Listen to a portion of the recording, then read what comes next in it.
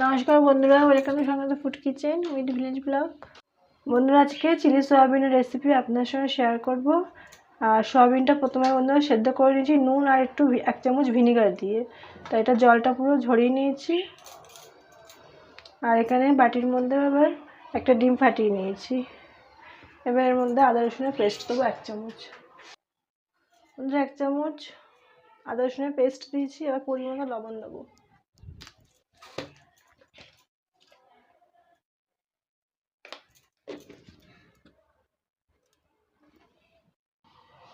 বন্ধুরা 2 চামচ মতো ময়দা দেবো। 3 চামচ মতন কর্নফ্লাওয়ার দেবো।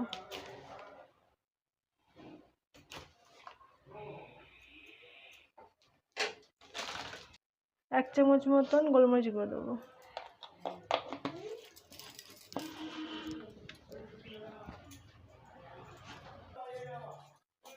এগুলো ভালো করে মিশিয়ে নেবো। আর এর মধ্যে 1 চামচ মতন সয়া সস দিয়ে দেবো।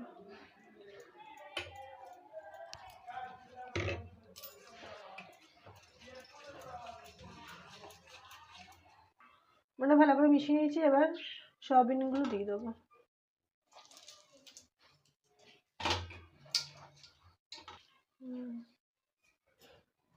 মনে হয় এমনভাবে সয়াবিনগুলো জল বার করে যাতে একটুকু জল থাকে না।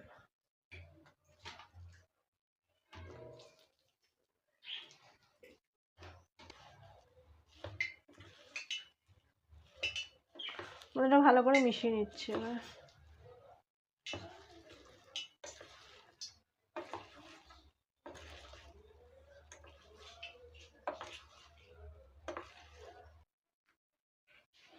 বন্ধুরা ভেজে নেবো। তেলটা গরম হয়ে গেছে।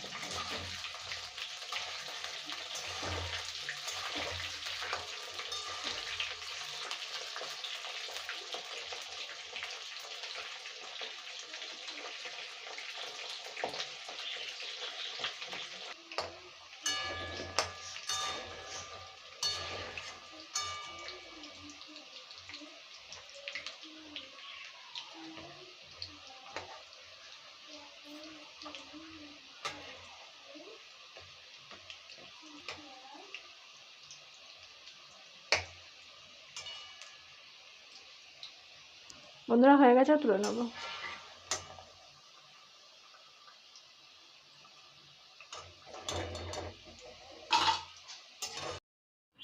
বন্ধুরা সয়াবিনগুলো ভেজে নিয়েছি। এবারে ওই তেলটা কমিয়ে দিয়েছি একটু।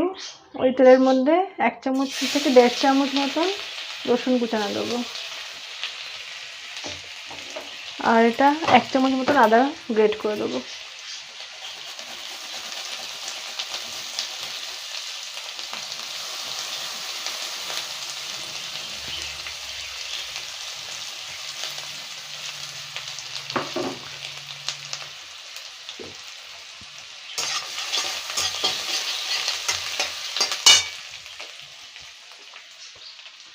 আর পেঁয়াজ দিয়ে দেবো।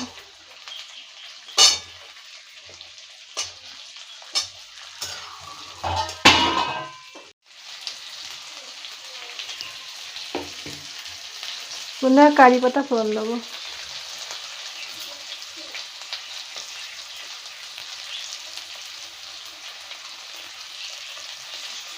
তেলের মধ্যে দিলাম না, এখন দিলাম তাহলে গন্ধটা থাকবে, কারি পাতার গন্ধটা।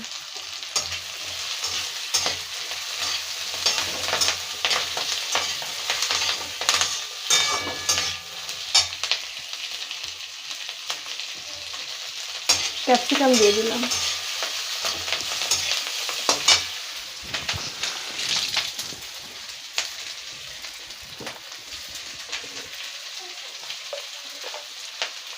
আর লবণ দেবো পরিমাণ মতো।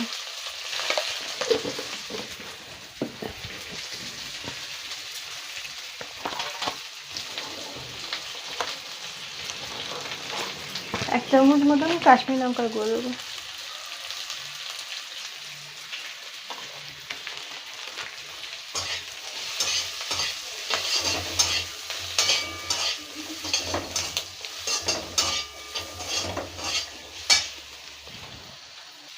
এক চামচ মতন ভিনেগার দেবো।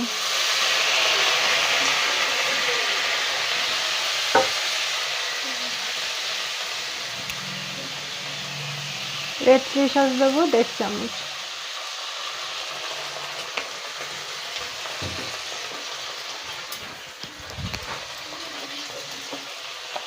হাফ চামচ মতন গোলমরিচ গুঁড়ো দেবো।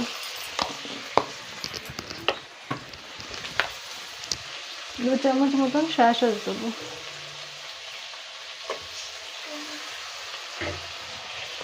3 চামচ মতন টমেটো কেচাপ দেবো।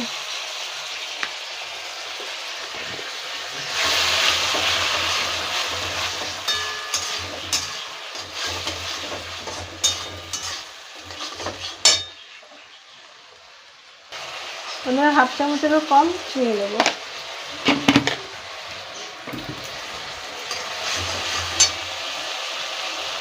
ধনে পাতা কুচানো দেবো।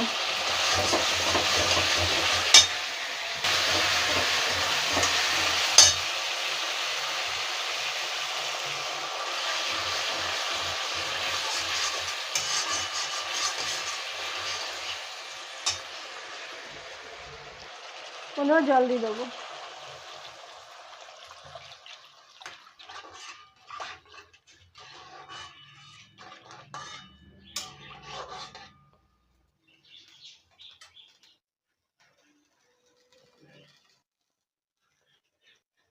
এবার কাঁচা লঙ্কাগুলো দিয়ে দেবো।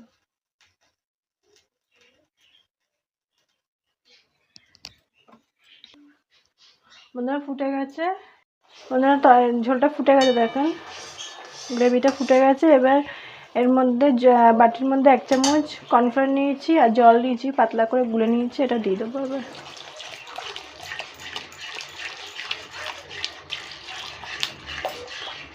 দিয়ে এটা ভালো করে ফুটিয়ে নেবো। বন্ধুরা এটা ফুটে গেছে, এবার সয়াবিনগুলো দিয়ে দেবো।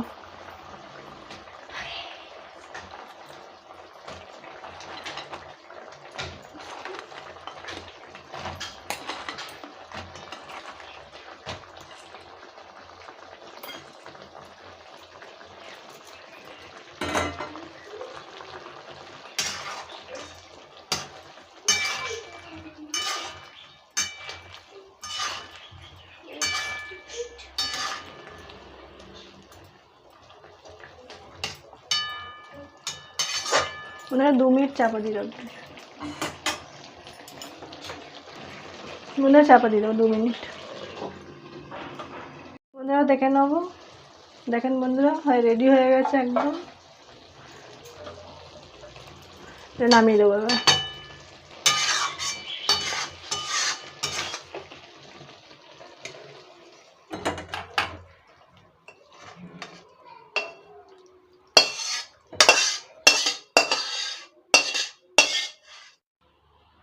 বন্ধুরা দেখেন চিলি সয়াবিন রেডি।